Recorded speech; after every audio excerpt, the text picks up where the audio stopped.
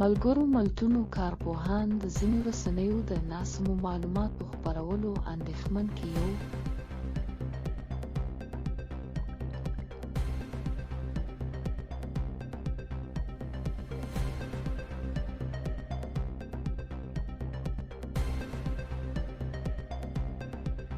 دغو کارپوهانو په یو خبرپاڼه کې ویلي چې یوې رسنۍ د بشري حقونو له مهم بحثه ناوړه ګټه پورته کړې.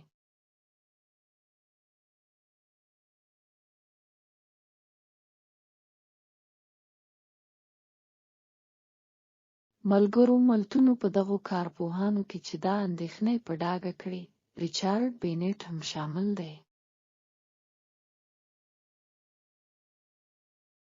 نوموړی د افغانستان د بشري وضعیت لپاره د ملګرو ملتونو ځانګړی رپورټر دی چې څو ځله یې افغانستان ته سفرونه هم کړي دي.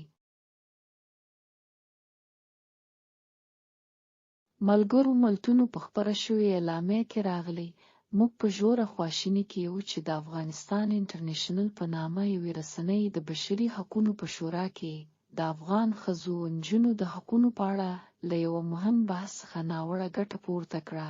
د یوې رابلل شوې افغانې ویناوالې او د ملګرو ملتونو د یوې کارکوونکې پر وړاندې د سپکاوي کمپاین پیل کړ.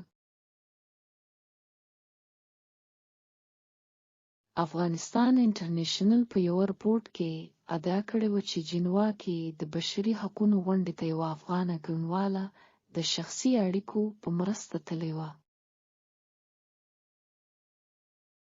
موږ هڅه وکړه د ملګرو ملتونو اعلامیې ته د افغانستان انټرنیشنل غبون هم ترلاسه کړو، خو له هڅو سره بریالي